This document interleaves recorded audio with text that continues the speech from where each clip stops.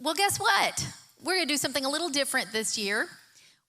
For Mother's Day, Pastor Brittany and I were talking. Every year we strategize on what we should do, and we just realized, we've had a big baby boom this year, and so there comes with that this desire to impart on my behalf to those moms, but also we wanted to open ourselves up for questions. So we put questions out to our little mamas, because we've had 7 new babies born this last year here.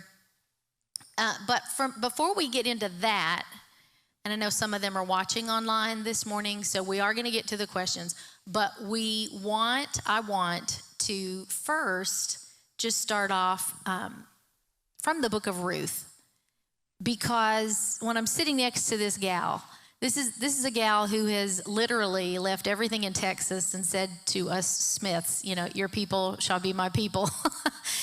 And I can't imagine losing you. Now, they haven't lost you. You have a great relationship with your parents. There's no replacement there, but I'm just saying I would not want to be the mom that lost her. And I'm so grateful to your mom, Wendy. I already heard from her this morning.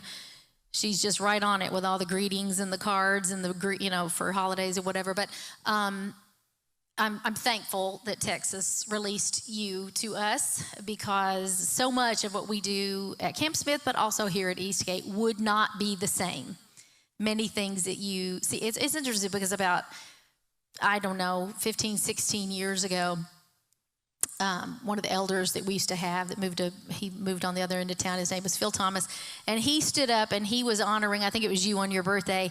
And he said, everything in this church, he said, has Chris and Laura, their fingerprints on it. He was pointing to pictures, the church was new. I had even had to decorate it was just he said, everything you see has their fingerprints on it. And then Brittany came along, and now everything has her fingerprints on it too. And we love that. I tell her she makes everything beautiful. So, from that, I thought, we need to, from the book of Ruth, really look at what the Lord is saying to us, because would you believe this? It's sort of like the book of Esther. God is hardly mentioned at all. It's one of those stories. He's just like, why did you put that in the Bible? You don't even really get any credit at it. But the principles in it so transcend time and even gender, because there's so many lessons for men in this story. So I'm just going to start off, and I'm not going to read it. You're familiar with the story, but I'm going to give you a recap. It's only 4 chapters. And in the first chapter, you see this woman, Naomi. She has 3 sons, okay? You have 3 sons. I have 3 sons. And so they're in this land where they're in Bethlehem, and all these things are happening. The sons wind up dying, okay? They travel down, and the daughter-in-laws come with them, but basically Naomi says, my name is now, I think she renamed herself Mara. I'm bitter, and she tells the girls, you should go find your own husbands. Don't worry about me. Go find somebody else. And they all did except one, Ruth.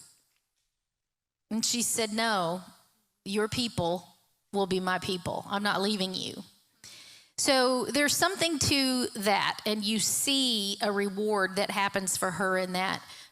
But this was back in the day when it starts out, in the day that the judges ruled.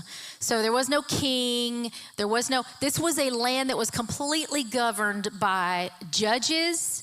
And if you were a widow and you didn't have much, who were you going to go to get some help? You didn't really have a civil case that needed answers. So the future was just hopeless for Naomi. And I just think it's so beautiful that she doesn't get left alone. So they travel down to Moab. Ruth makes the promise to her. Chapter 2 just begins with them being hungry. We need food. What do we do now? So they get this plan, and actually Naomi tells Ruth, go, because there's this thing called a kinsman redeemer, and we have one in our family. There was a law. Remember, this is the time of the judges. So there was a law. If you died, your brother got to marry your wife. If you're a guy and you died, your family name will go on. You got to take your sister-in-law as wife. Okay, so she gets so excited, Naomi does, and she says, okay, I got a plan. We're going to find this guy. And so basically, she just says, Ruth says, hey, guess what? I met Boaz today. I met the guy you're talking about. I was just going down and working in the fields, and she was just doing her thing. And she meets him, and Naomi gets so excited. Chapter 3 begins with her saying, okay, but let's get all dressed up. She comes up with this plan. And you look at this story, and it's so funny to me because it's borderline, most of all, I think Ruth is trusting Naomi's wisdom here, but she gets her all dressed up. And I just think she tells her, now go when he's asleep, go into the tent, sit at his feet. I would never tell you to do something like this. I'd be so uncomfortable. But Naomi tells Ruth to do it. And all of a sudden, Boaz says, you are a woman of noble character. He sits up, he realizes who she is. You're a woman of noble character. It's the same phrase used for the Proverbs 31 woman. He recognizes this in her. And then she basically proposes. Will you marry me? You're my kinsman redeemer. Will you marry me? And he says yes.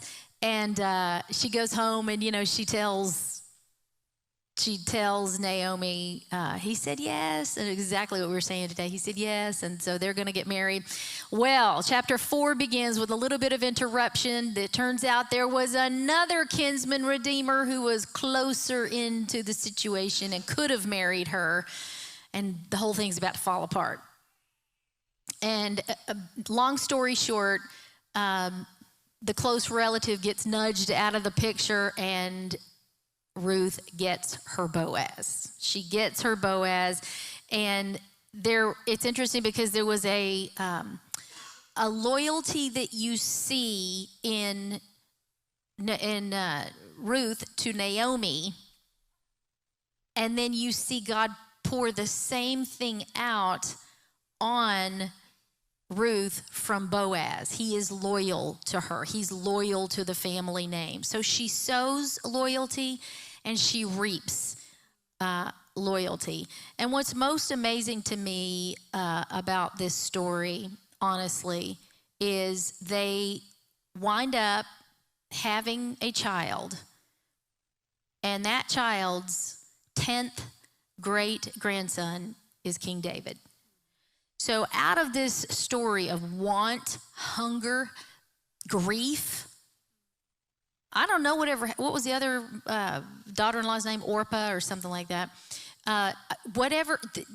She made a choice, and guess what? She's not in Scripture. She's not in the downline story. But I just love it that we see Naomi got to reap everything that she sowed, and she was bold. She was loyal. She wound up being in the upline lineage of King David. And then the son of David, Jesus. Think about everybody wouldn't be naming their children after David. You wouldn't be sitting in Davidson County. Like, this is I say we're the county of the son of David. This story is one of a few in Scripture where you see, like I said, God hardly mentioned at all, and yet you see his principles of reaping and sowing, even when it comes right down to your most personal sacrifices. Pastor Chris and I say all of the time, we have children who married people who came from other cities and wanted to stay here with us. I mean, we talk about this a lot. We were just talking about it the other day. We just thought, we are so blessed. And they have said, your people will be my people. Now, I feel like we married their families. I feel family with their families. I really do. But just remember that the decisions that you make with your life and the sacrifices that you make, you don't know who's in your downline. You don't know.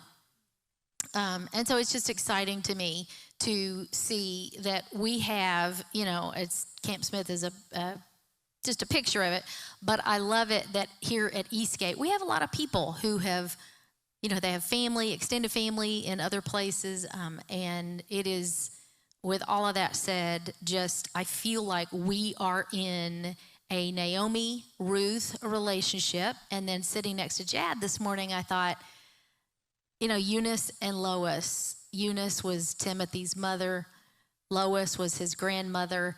And you see, it's mentioned in Scripture what an impact Eunice and Lois had on little Timothy and, big Timothy, on his life and as a minister of the gospel. That started with his mama and his grandmama. We don't know anything about his daddy.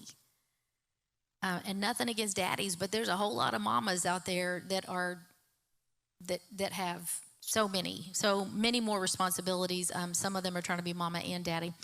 But so I, and Pastor Brittany and I wanted this morning to start from that generational place and just get you thinking about the generations in your family. And since we have had a baby boom here, we wanted to just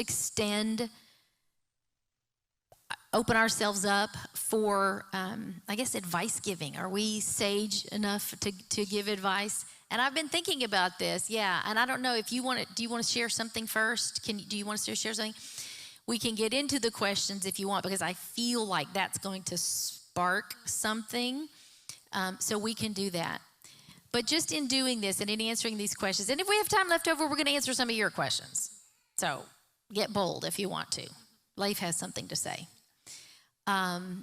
Okay, why don't we pull the questions up then? And why don't you take the first one, or you give the first one, we'll decide who gets to answer. Sounds good. Okay, so the first question was, how do you handle family that wants to post photos of your kids, but you want to keep them off social media as long as possible? I think that's a hard one, just in how the internet has changed so drastically. I think that we went from, and you could speak into this, we went from a place of, being excited to share all things on social media to realizing how dark and awful the internet can actually be. And, where there's anything good, there's also the other side of it. And so I think that, parents in my generation are more aware of that dark side of things. And so it's hard. I think that, as a parent, you can get really creative on how you do that. It's something that I think that we're even kind of trying to do more so, and just, making sure that, you can get creative with how you take the photos, I think. But, I think that you just have to have the conversation. I think a lot of these questions come down to actually just communicating. I think it's hard for all of us to have those crucial conversations and those hard conversations, but with family, like you just have to. You're going to be at Thanksgiving and Christmases all together, so it's worth the conversation, and just to be honest and find a plan. I think that the beautiful thing about family is learning from the wisdom of your parents or your in-laws, learning from their wisdom and finding a compromise place that works all together. That would be my response. Well, I got this question, I think it's the same one. It's almost worded the exact same way.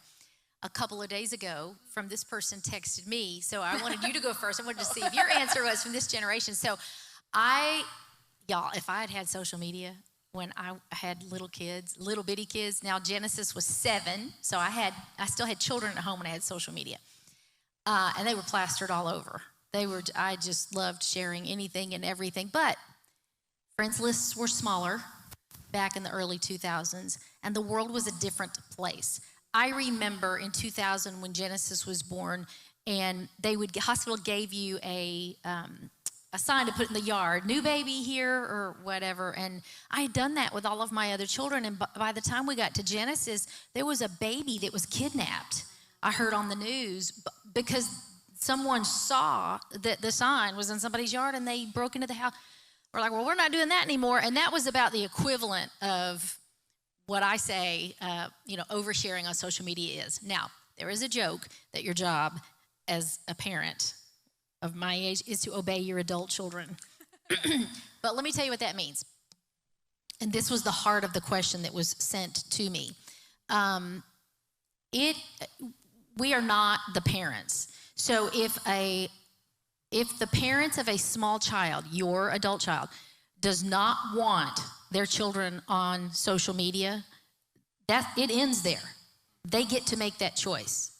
So because I love showing everybody off. I love my family. I came from a broken family, and so now they are my trophies.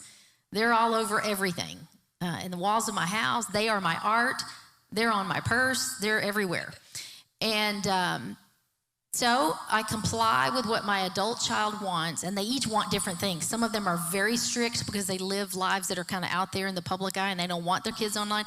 And some just say, oh, no, it's good. It's good, we're good. And so I do whatever the parent wants, and then I go home and I just cry about it in private. Because, I'll never be able to just post another huge Camp Smith picture again. Can't do that. Or I'll put little smiley faces, bubbles over their faces or whatever. It's just, that's a part of who I am. But I'm not their parent. And so I instructed this person, I advised this person to figure out, first of all, for them to know you're the parent, you get to make the choices, but then get creative. What we did back in the day was I kept the post office busy. Man, I sent pictures to my parents, to Chris's mom in Illinois. I got double pictures of everything, double copies. This was the non-digital age, okay? I would get double prints. Half of them went to Illinois or Georgia or wherever. And so that's why today I have so many pictures, because some of them did not get given out. So I have like doubles of everything. And so you just have to find what works for your family. That's my main advice, is realize we're in a different generation. You want your kids and your grandchildren protected. Let that parent decide, but then you have every right to want to see them grow up. And sometimes Facebook is just more easy. So I told this person, look, just find out what that is. And if you want to take the extra step of texting a bunch of pictures or whatever it is, do that. But it is their right to see the children. They want to see those kids, and they deserve to. So, all right, that's a multi-generational answer for you. All right, question 2 says, how do you handle being made to feel guilty because they don't get to see your kids as much as some family? I think that I can actually, it's not the guilty part. I'm just saying that we get to Texas only about once or 2 times a year.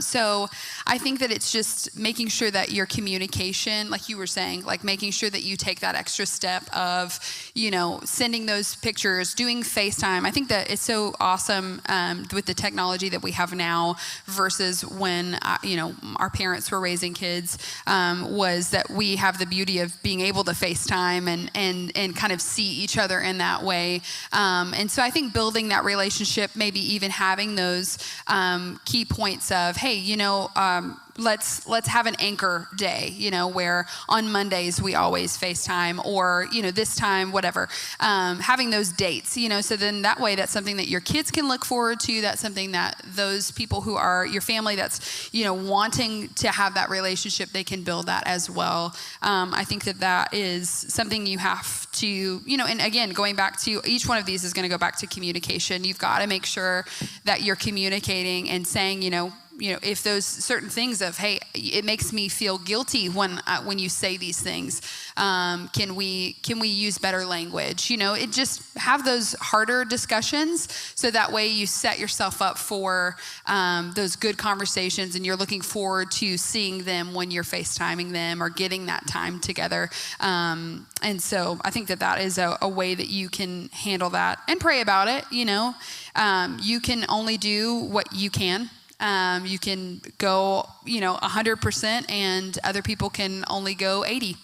And so you kind of just have to do what the Lord requires you to do, to live at peace with all men, to do after everything that you can do, just, be at peace, do everything that you can to live in peace with all men. So. Yeah, I feel the same way. We have such a big family, extended family, that it's hard, technology should help because you can take advantage of these things. However, my family is so busy, my immediate family is so busy that I would often feel guilty. I was never imposed on me, but I would feel guilty. I was so busy over here. And the other thing is, nobody understood. My grandma in heaven had 12 kids, making me look lazy. But nobody here in my family really got it, what my day-to-day life was like and what the juggling entailed. And my parents just never made me feel guilty. They do live locally. You would have thought they would have even seen us more than they did. But my daddy said to me one time, he said, "Baby, I'm so glad you love Jesus more than me." And I was like, "Daddy," he goes, "I'm serious." He knows I'm busy over here serving the Lord. And so I think you just have to find what the normal is for each household, each relationship that you have with extended family. Okay, what's next? Number 3. What are the 2 biggest things that motherhood has taught you, Brittany? I think surrender. Surrender is one of the biggest things. Surrendering your body, surrendering yourself, in so many different aspects. Motherhood requires surrender of you. Surrender to maybe what your idea of what it's supposed to look like, what you're. A lot of people say, "Oh, I lost myself in motherhood." I don't agree with that. I think I found myself in motherhood and who the Lord had really created me to be. So I think the 2 things were surrender and just the beauty that motherhood can be. I think that, I did not imagine myself having this many children, and I didn't imagine it would look like this. So I think that motherhood has just taught me that it can be something so beautiful. Culture makes such a bad picture of mothers and just how awful it is. And, you need wine at the end of the night or end of the day. It's so ugly. And I think that motherhood for me is that bit of surrender, but then also to finding joy in motherhood, and being able to display that joy. I want people to see Jesus through me and the joy of the fruit that he's given me, the gift that children are, and that they're not a weight, that they're not this extra awful thing. There is going to be plenty of time for me to do the things that I maybe feel like the Lord wants me to do, but it's such a gift of the Lord to give children, and how much of a blessing it is. So those are a lot of things. But those are good. I think for me, those moms that just seem naturally given to patience, and they're just able to sit and watch whatever it is, chase the toddler around, or they don't seem to get they don't seem to get ruffled. They don't mind repeating themselves 42 times. Okay, that's not me. That's not me. So I think one of the greatest things that parenthood taught Laura, not as a mother, but as a person who's trying to build her character, is patience. Kids work impatience out of you. And one of my pet peeves is is wasting time. having to repeat myself, right? And so once I learned that a child's frontal lobe is not even fully developed until age 30, this explains why we have to repeat ourselves so much. They literally cannot retain things. So motherhood's just not linear. It's not, it's English, not math. There's a lot of talking, and there's no, I told you this 20 times. How many more times? There's no, that's not motherhood math. There is no math in motherhood. So you have to just be willing. So that's the first thing, patience, repetition. And then the second thing is, for me, was faith, because some people, they really have a close faith, their faith walk with the Lord. Look, God uses something for each of us. There's something in each of our lives that causes our faith to have to grow. It's like sink or swim, that moment. For some people, it is that they can't have children, and they're really trying so hard, or they never had children, and they really want that, and I thought I was going to, And for us, it was the flip of that. It was not controlling that. It's the same thing for both scenarios, by the way. I'm not going to control it. It's whatever you want for me. And so for us, when I started praying prayers like, Lord, take it all. We were praying with the holiness this morning. It's all yours. Take it all. It felt wrong for me to say, accept my womb. You can't have that. That's when it really happened in me, is when I started realizing that my motherhood was the way in which God was going to grow my faith in him. And that's when I called Chris at work and had that now famous call. Jason was about 2 years old, and I said, I need to have a meeting with you. And he came home from work, and I had a spreadsheet, and at the top it said, how we can afford a fourth child.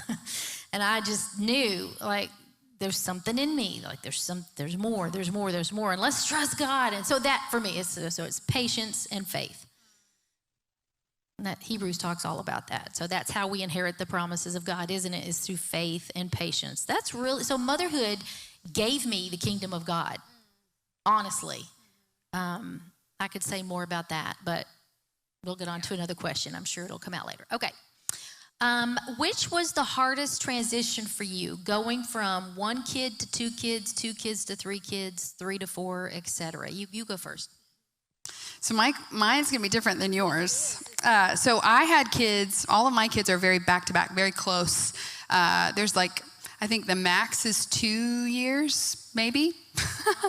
I think 2 years between Jadwin and Aslan, and then it's about 18 months and then 22 months between the 3 and 4. So for me, I'll explain it like this. So 1 kid is all the kids. It's all the kids because you've never had any before. So 1 kid is just all of the kids, and you're learning how to be a parent. They're learning how to be your first baby. Like you always say, we don't get a rule book. The first one gets a blessing because you're all figuring out by yourself. 1 kid to 2 kids was actually a pretty tough transition for me. Because I've got this down the first time, but how do I serve one and not neglect the other, and finding that balance between 2 kids and okay, I can do this. Okay, you're my helper, and try to figure that out. I remember when we went from 1 to 2, it was a bigger challenge for me to learn how to make that, to kind of juggle those 2.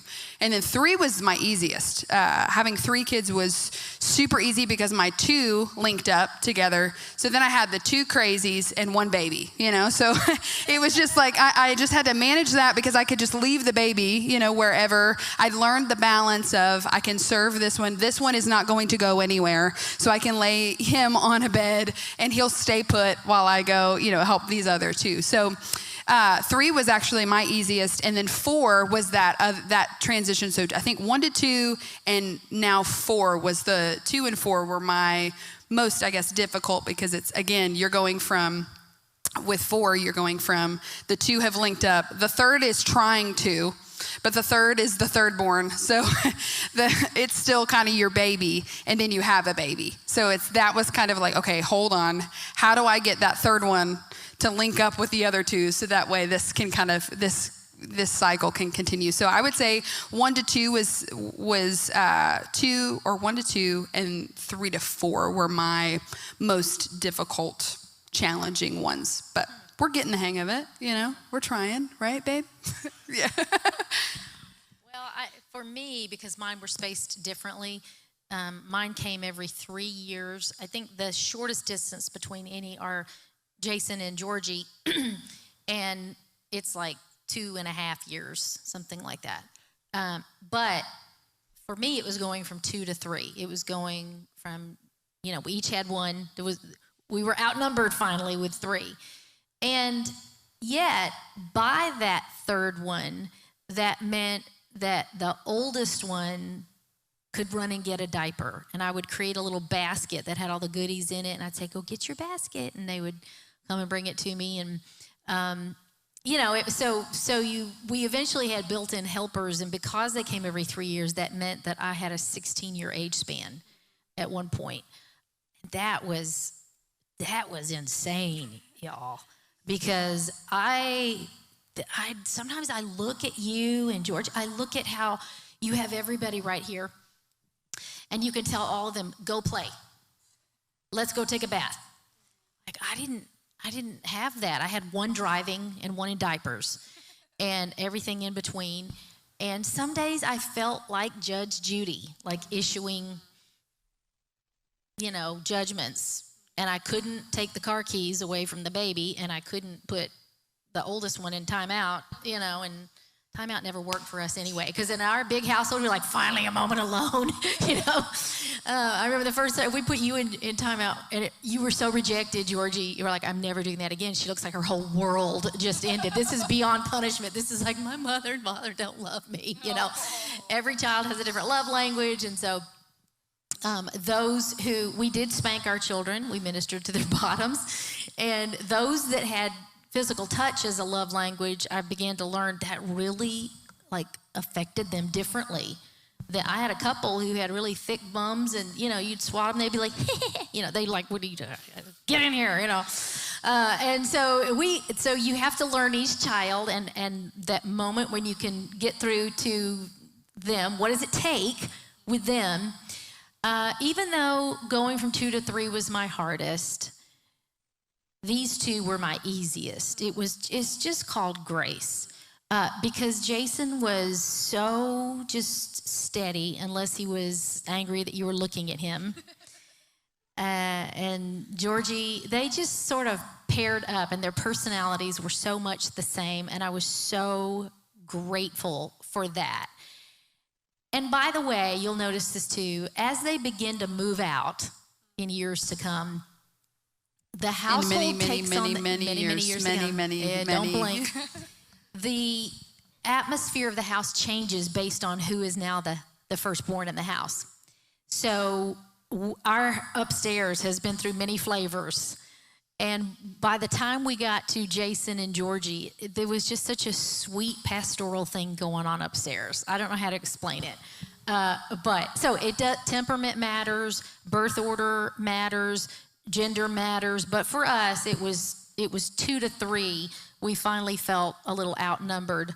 But as I said, we started getting the helpers in there. One of the things that we did when here's the other thing too. Let me say this. Finances. I was still working. I had to go back to work with our oldest. And then I had continued to work when the second baby was born. Okay. And then one day I sat down and looked at the budget, and I didn't want to take my kids to daycare, right? So I'm paying this nanny to come into the house part-time. This was 1987. To come into the house part-time, I'm having to go to La Leche League, which is an organization for nursing mothers, and rent a breast pump. You could not go buy one at the store.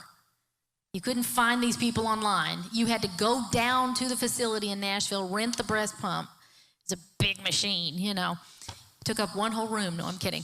And like those little computers. Anyway, and I sat down and looked at the budget one day, and I thought, why am I working?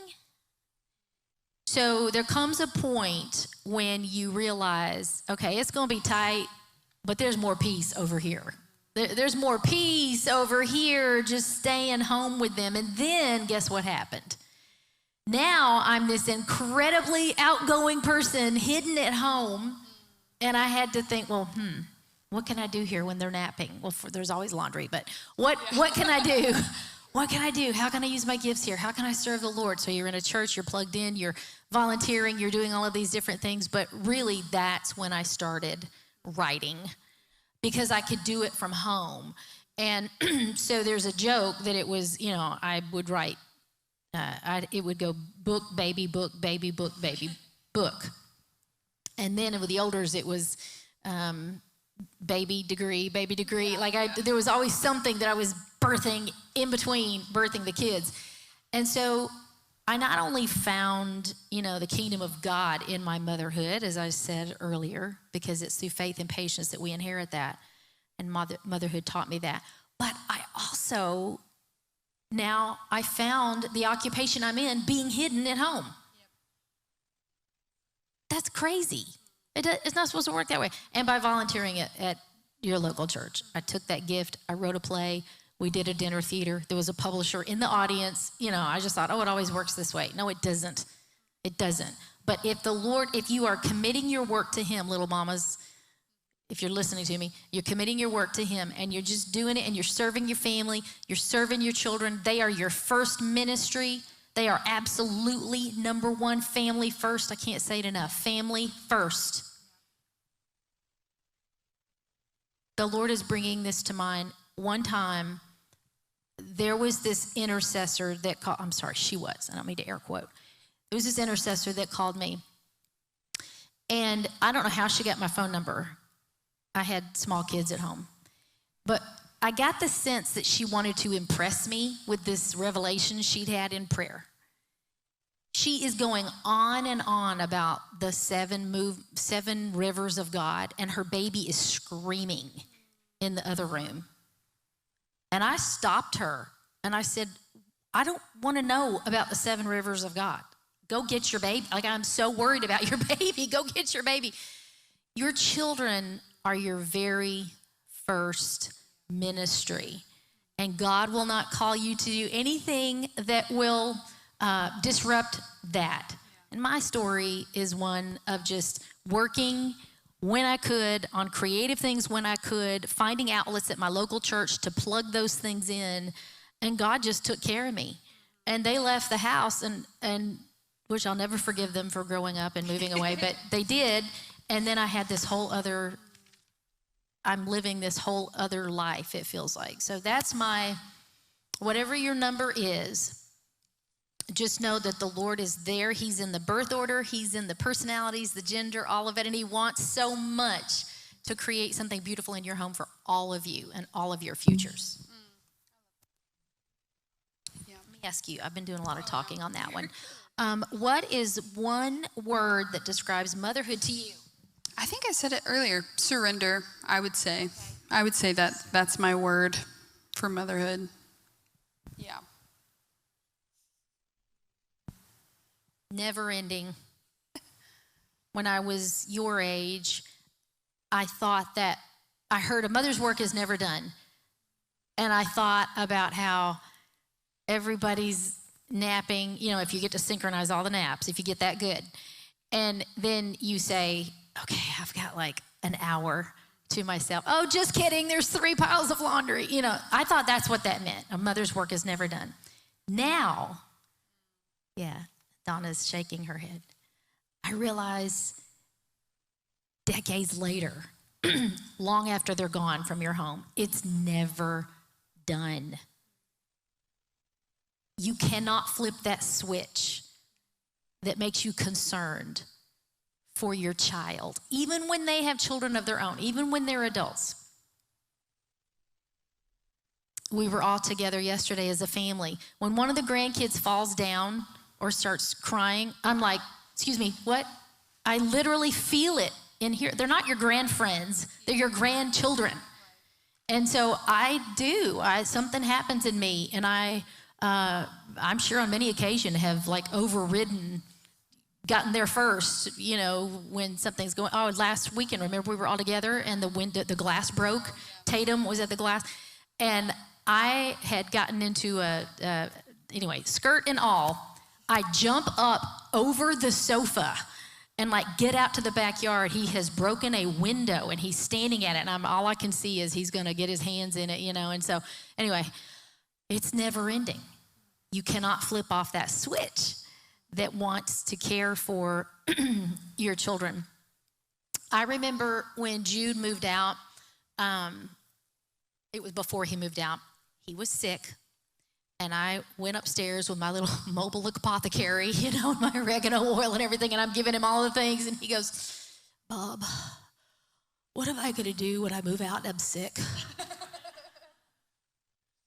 And I said, well, I guess you're gonna call me and I'm gonna come to your house. And so then that became, I'll just give you things, or I'll run it over to you if you need it. And then finally, once they had all moved out, one Christmas I gave you all medical kits and every home remedy times 6. They each got one because my concern when they're sick is still, what can I take them? What can I fix them? And y'all, it's not that I'm the most, domestic, like I don't like to cook, all that.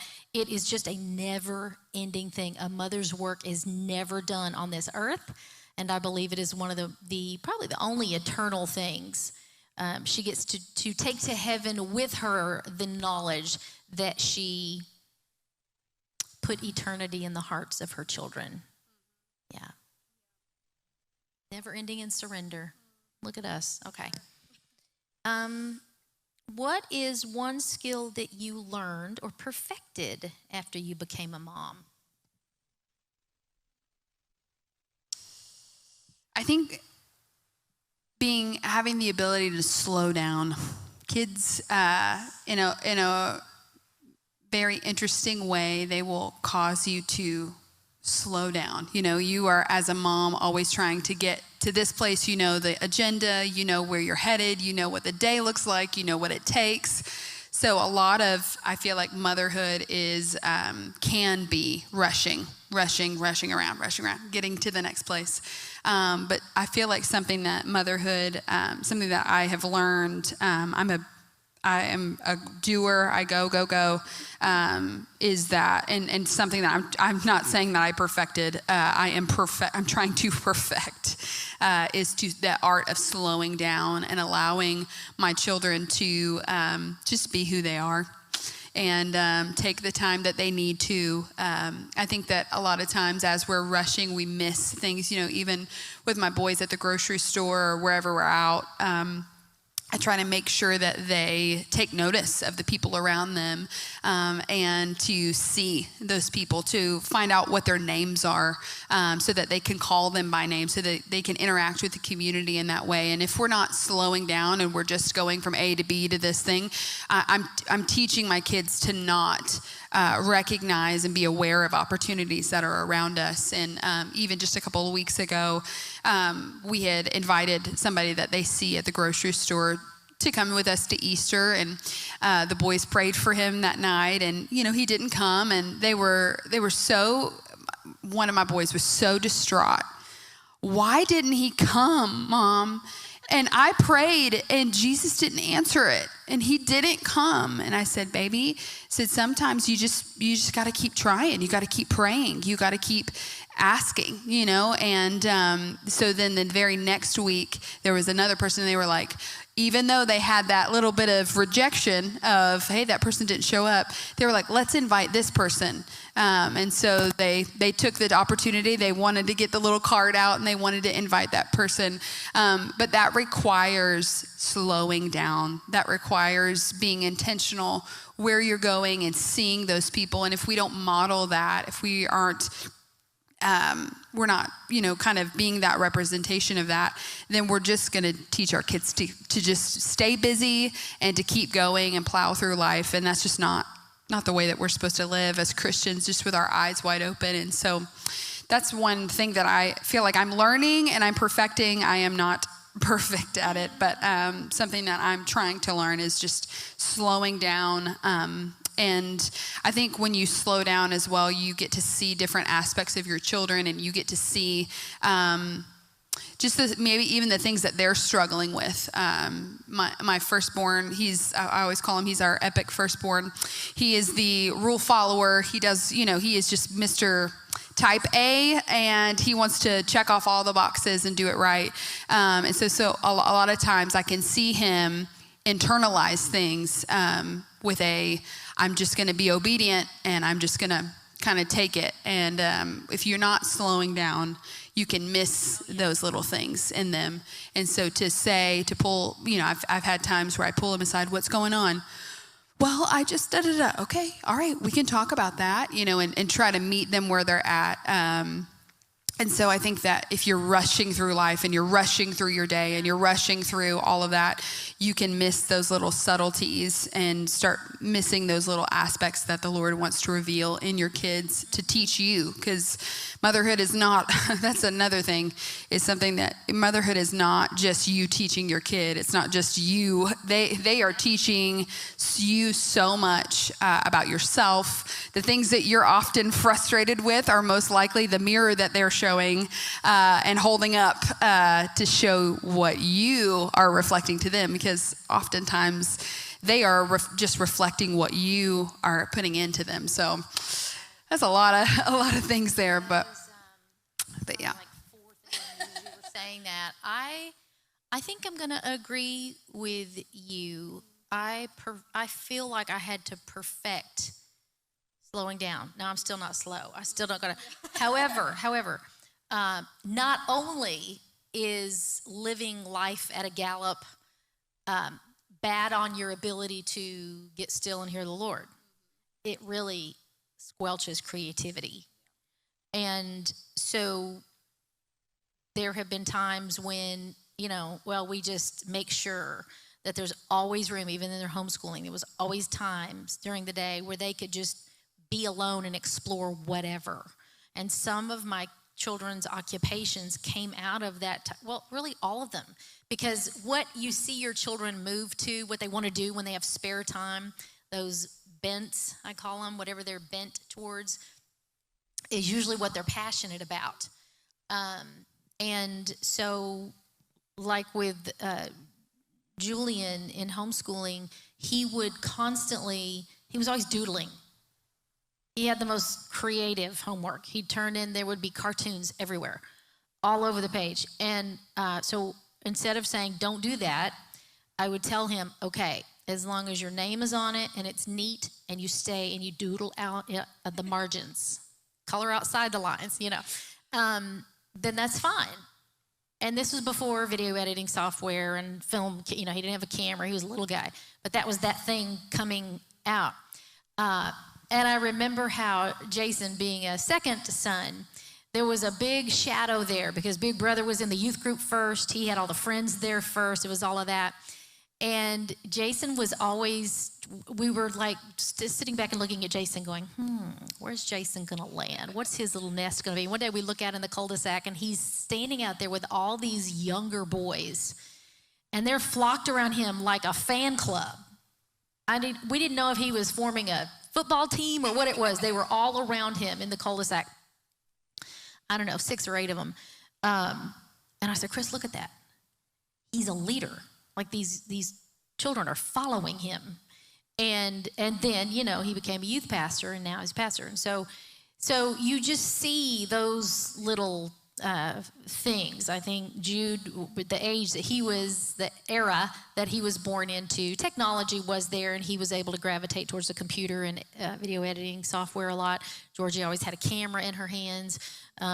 These are the things that if you'll just watch and slow down, allow time during the day for them to just do nothing. And so I think if I had a regret, does it use the word in there? Why did I hear that? I imposed that upon myself. Okay, what do I regret? This is going to sound really weird because I don't have regrets in life. But now that my children are older, I think that I regret I didn't show them enough how to go to bed early. We just loved hanging out with our kids, so there wasn't even okay, it's 8 o'clock, go to bed. It'd be 9:30, 10 o'clock, and we'd say, get on bed shirts, which was pajamas. Chris is in the music industry, and we had tons of merch. We had Christian artist T-shirts coming out, like the dryer just bred them, And so we'd say, get on bed shirts, and they'd come downstairs, and we'd start a movie at 8:30, or whatever it was, excuse me. We just loved hanging out with them. So, but then that meant that I was up late, and I was up when they went to bed, and I was up when they got up. And I don't think they ever saw me sleep.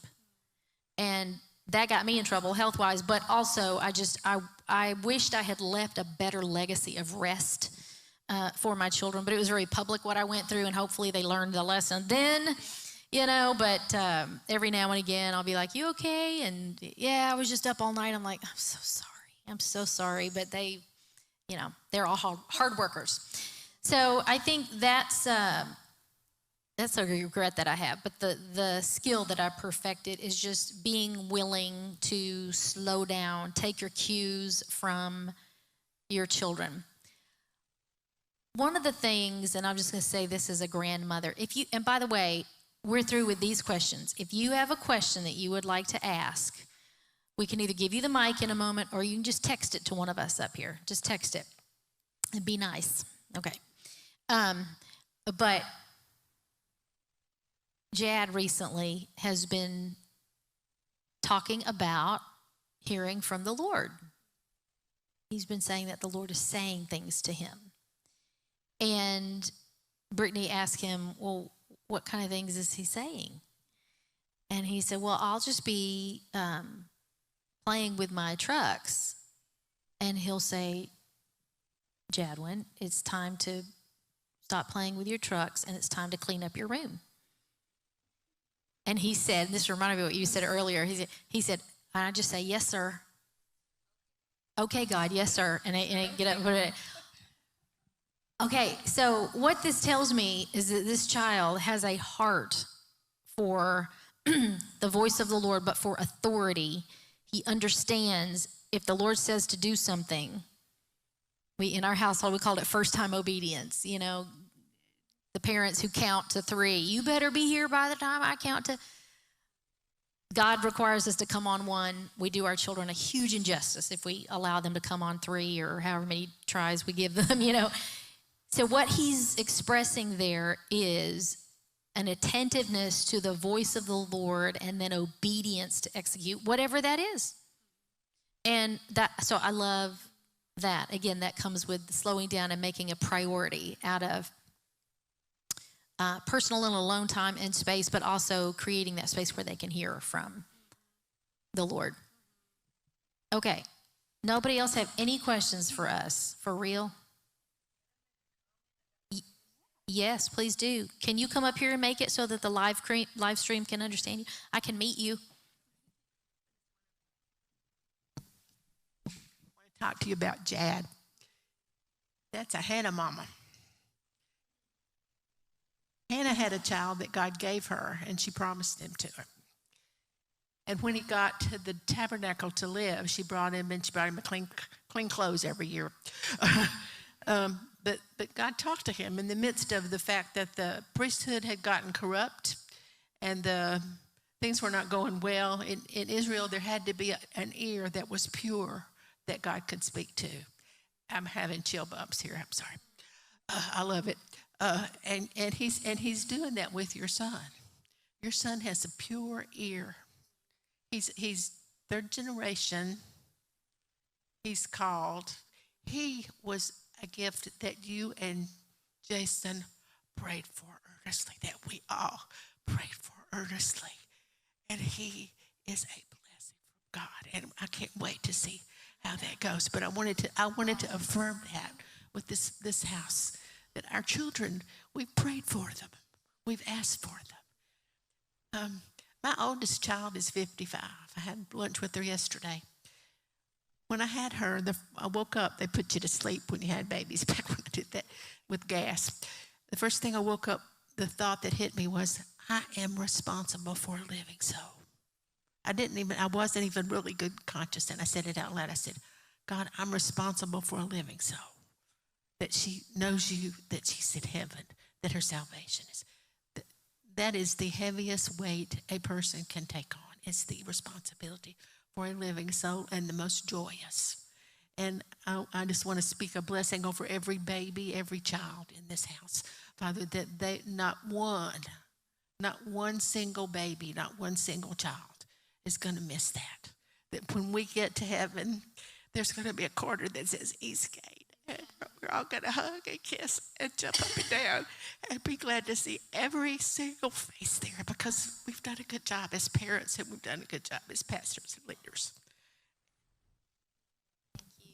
Thank you. Thank you. Mama Donna. I think it's interesting.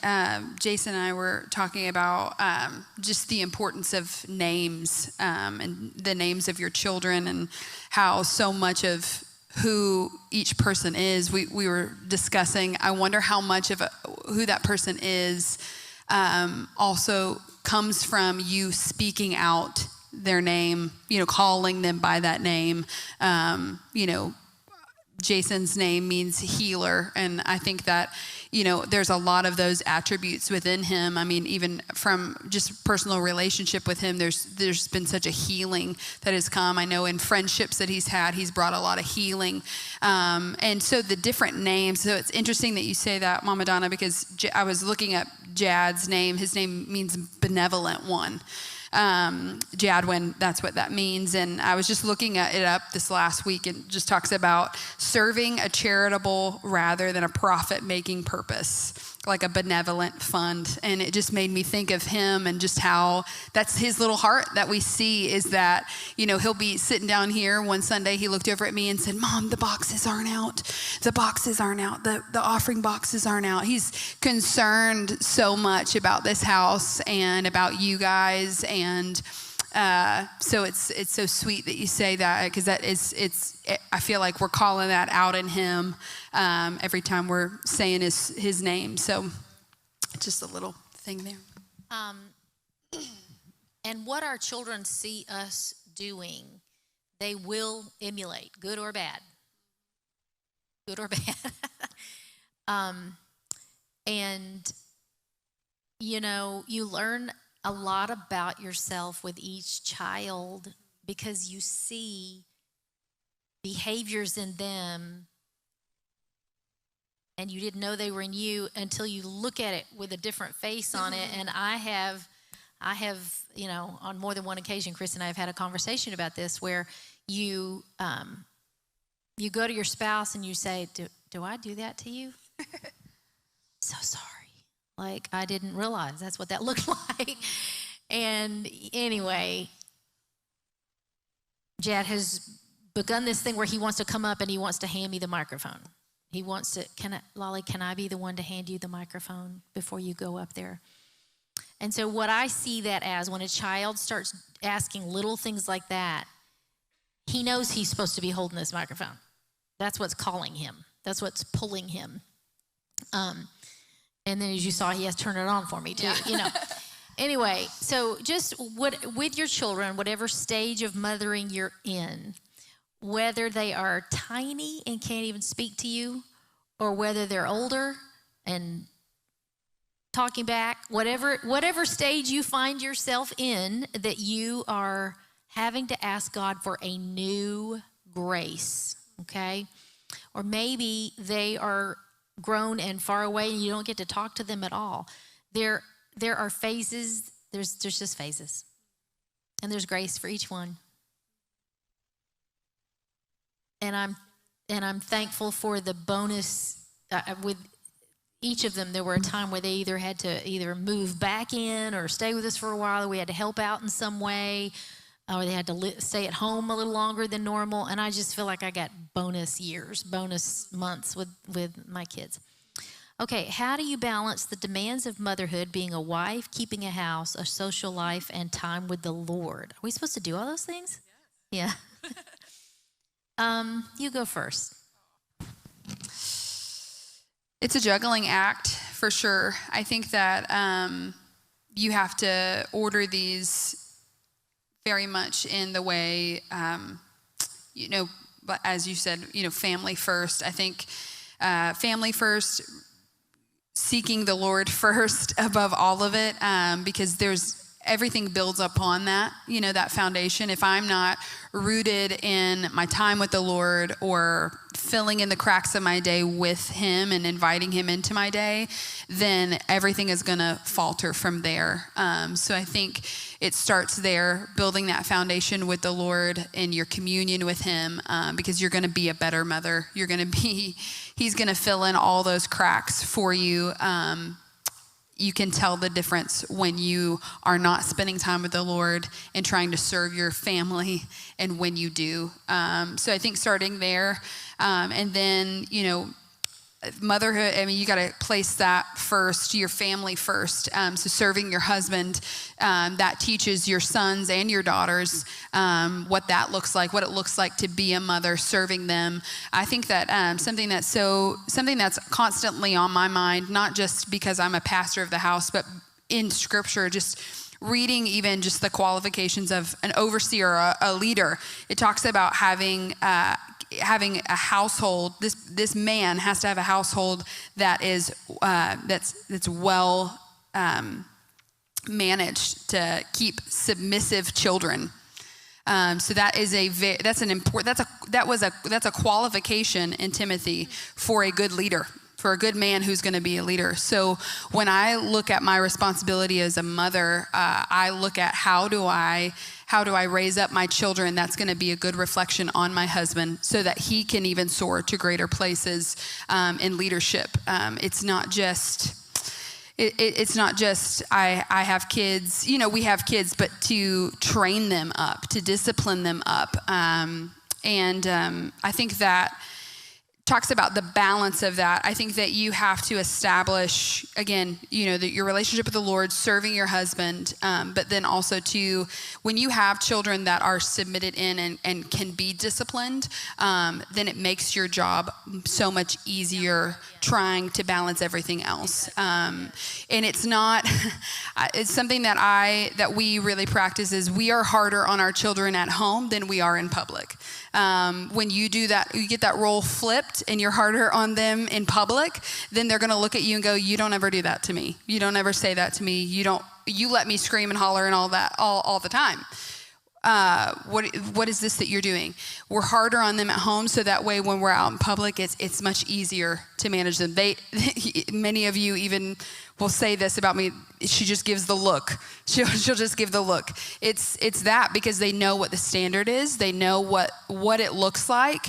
And so that makes the balance so much easier, because then I can go out to the grocery store and know that my children are going to be respectable and they're going to be disciplined. I can go out and be with friends and be able to do that. Now, kids are kids, and when you take them to different places, they're going to be kids. But I think that is a huge part of that is the balance. You're investing in the work first so that you can get that balance right. Whenever I'm watching the news and I see these people who are looting stores and they're breaking glass and they've got their, the TV in their hand and they're running, is anybody else but me think, where is your mother? Yeah. Who raised you? Yeah. Where's your mom? I would have a conversation with your mama. She's either heartbroken or she didn't teach you to respect other people's things.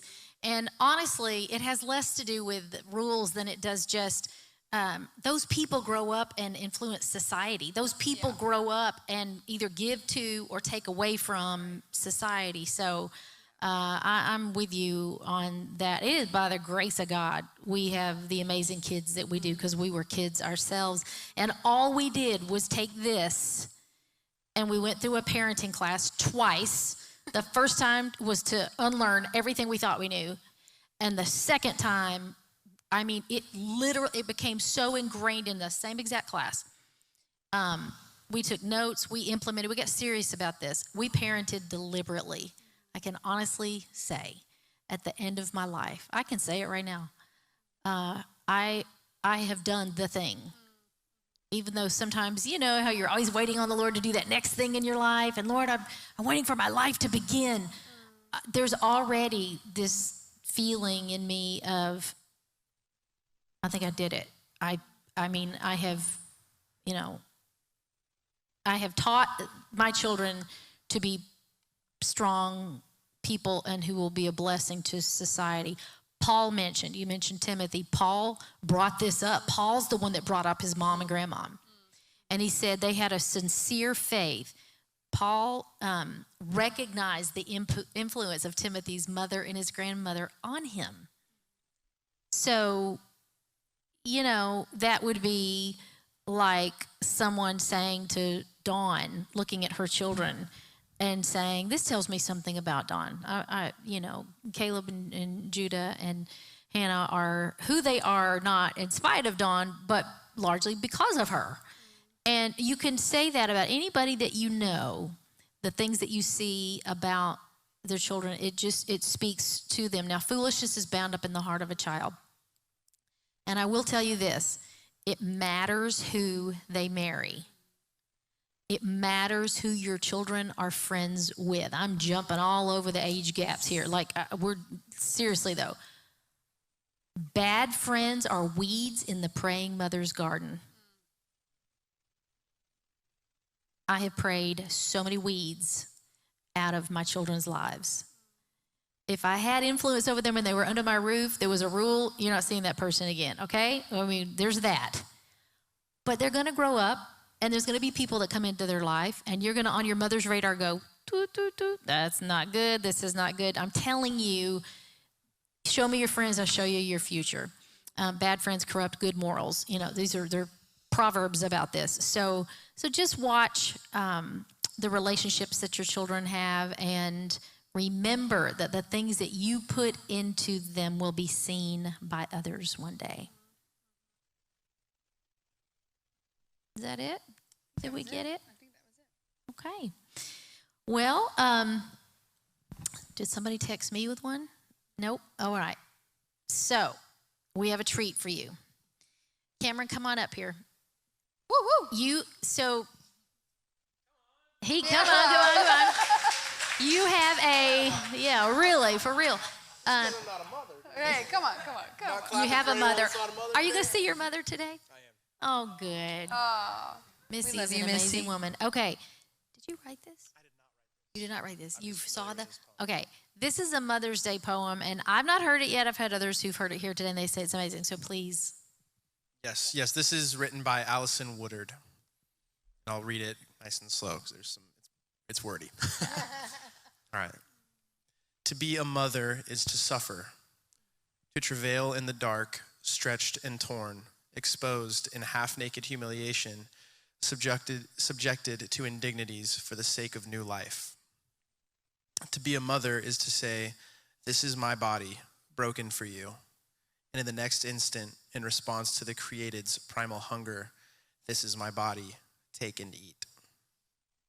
To be a mother is to self-empty, to neither slumber nor sleep, so attuned to the cries in the night, offering the comfort of yourself and assurances of, I'm here. To be a mother is to weep over the fighting and exclusions and wounds your children inflict on one another, to long for reconciliation and brotherly love, and when all is said and done, to gather all parties, the offender and the offended, into the folds of your embrace, and to whisper in their ears that they are beloved. To be a mother is to be vulnerable, to be misunderstood, railed against, blamed for the heartaches of the bewildered children who don't know where else to cast the angst they feel over their own existence in this perplexing universe. To be a mother is to hoist onto your hips those on whom your image is imprinted, bearing the burden of their weight, rejoicing in their returned affection, delighting in their wonder, bleeding in the presence of their pain. To be a mother is to be accused of sentimentality in one moment and injustice the next. To be the receiver of endless demands, absorber of perpetual complaints, reckoner of bottomless needs. To be a mother is to be an artist, a keeper of memories past, weaver of stories untold, visionary of lives looming ahead. To be a mother is to be the first voice listened to and the first disregarded, to be a mender of broken creations and comforter of the distraught children whose hands wrought them. To be a mother is to be a touchstone and the source, bestower of names, influencer of identities, life giver, life shaper, empath, healer, and original love. I hope you are getting the bridge gapped between the comparison of how God loves us and how our mothers love us, and how grateful I am to read that and to think of the ways that in the same way that the Lord has loved me, that my mom has also displayed that to me. Cameron, we think of the Father. We usually compare him to the Lord, but that was powerful. The emptying out of your body, the being willing to feed. It's just absolutely amazing. I don't know why this struck me, but when you were reading that and you said something about bearing up on our hips, and I thought, we women have hips for a reason, because we gotta. And have you ever seen a guy try to put a child on his hips? No, it's usually up in his bicep. He's usually got him up like here because they have strength. But a kid will just slide off a man's hips. We gotta have hips. All right. Well, I'd love to pray a blessing over all of you today. First of all, show of hands if your mama is in heaven. Wow. Well, I just speak to your heart that's missing your mom today, and I know those of you that have raised your hands, and I'm sure she's a part of your great cloud of witnesses and very, very proud of you. I am thankful to your mamas that raised you fine individuals. My goodness, you'd be very different without them, wouldn't you? All right, now, if you have a mom who's far away, raise your hand. All right.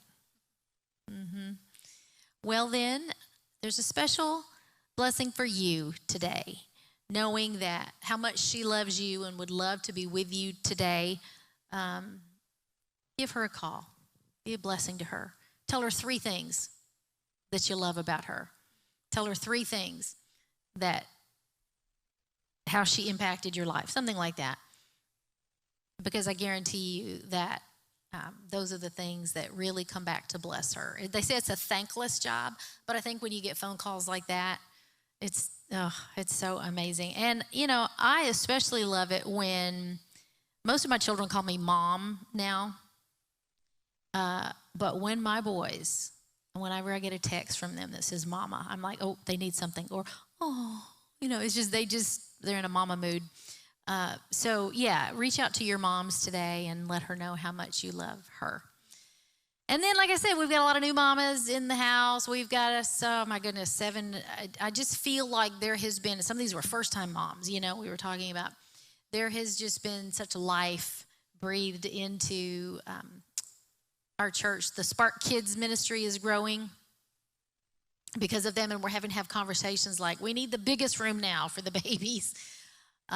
So, may the Lord bless all the new mamas, and I hope this advice today was good for you. Feel free to send, if there was something privately you wanted to know and you didn't want to ask publicly, then we will be happy to answer those afterwards as well. All right, Pastor Chris, can you come up here and just pray us out, whatever kind of blessing you want to give. I saw you with a grandbaby in your arms over there. Oh, now Georgie has him. Father, we thank you for moms.